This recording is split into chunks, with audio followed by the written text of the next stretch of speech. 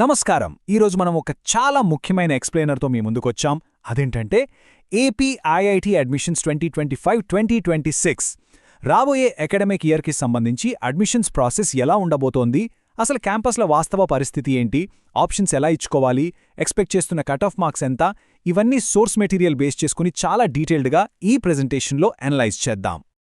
ఈ విశ్లేషణలో మనం మెయిన్గా 5 టాపిక్స్ని కవర్ చేయబోతున్నాం. 1. క్యాంపస్ల డీటెయిల్స్. 2. క్యాంపస్ ప్రిఫరెన్స్ ఎలా ప్లాన్ చేసుకోవాలి. 3. ప్లేస్మెంట్స్ రియాలిటీ ఏంటి.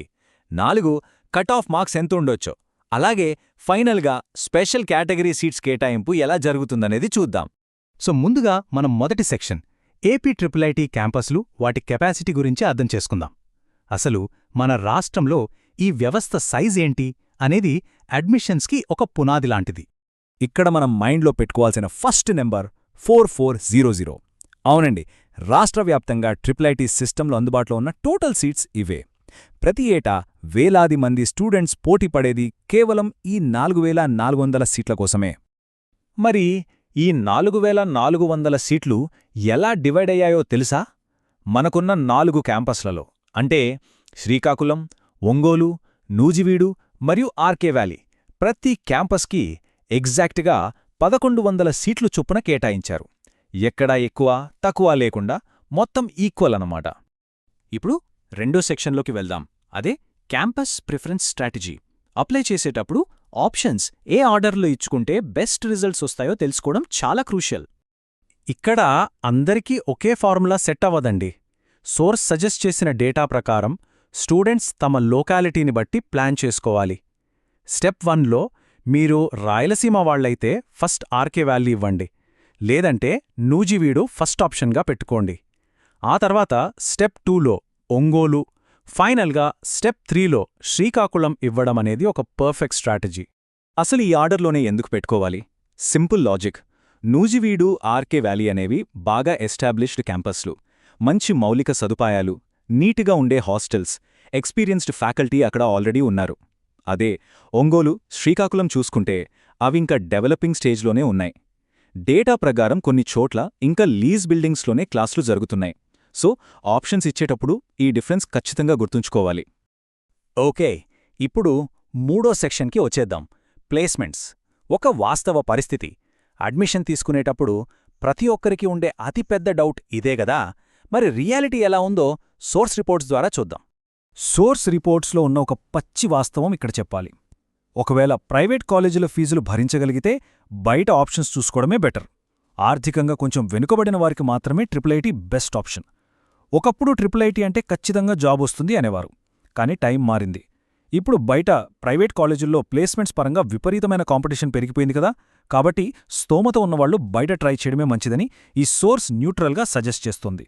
దీని ఇంకొంచెం క్లియర్గా ఒక ఎగ్జాంపుల్తో చెప్తాను. రేపు ఏదైనా కార్పొరేట్ కంపెనీ రిక్రూట్మెంట్కొస్తే వాళ్ళు ఎస్టాబ్లిష్డ్ క్యాంపస్లైన నూజివీడు లేదా ఆర్కే వ్యాలీ నుంచి సుమారు 50 మందిని సెలెక్ట్ చేసుకున్నారనుకోండి. అదే టైంలో కొత్త క్యాంపస్లైన శ్రీకాకుళం లేదా ఒంగోలు నుంచి కేవలం 10 మందిని మాత్రమే తీసుకునే ఛాన్స్ ఉంది. ప్రాక్టికల్గా ఏ కార్పొరేట్ కంపెనీ అయినా సరే స్థిరపడిన క్యాంపస్లకే ఫస్ట్ ప్రిఫరెన్స్ ఇస్తుందన్నది ప్రాక్టికల్ రియాలిటీ. ఇప్పుడు మన ఫోర్త్ సెక్షన్ ఆశించే కట్ ఆఫ్ మార్కులు. బహుశా మీరందరూ దీనికోసమే వెయిట్ చేస్తుంటారు. రాబోయే AP IIT cut off marks 2026 ఎలా ఉండబోతున్నాయి?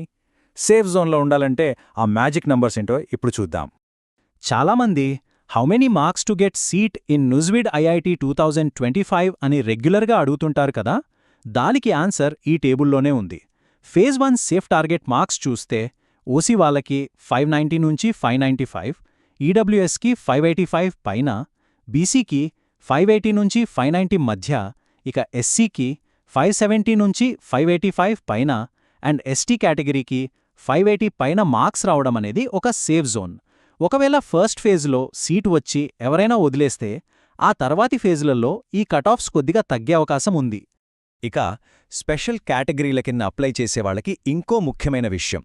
పీహెచ్, ఎన్సీసీ, క్యాప్ లేదా స్పోర్ట్స్ కోటాలో అప్లై చేసేవాళ్లకి కనీసం 580 లేదా అంతకంటే ఎక్కువ మార్క్స్ వస్తే అది వాళ్లకొక సేఫ్ జోన్ లాంటిది.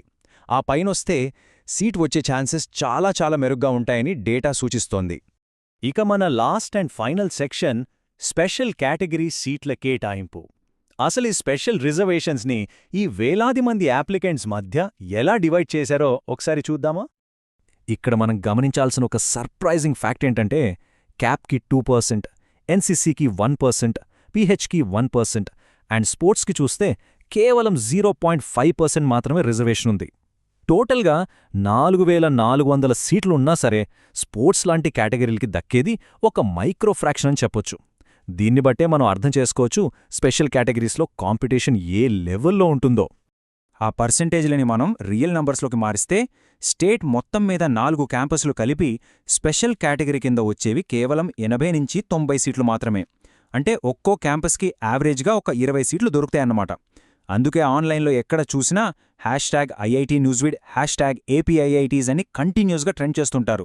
ప్రతి ఒక్క సీటుకి అంత డిమాండ్ ఉంది మరి.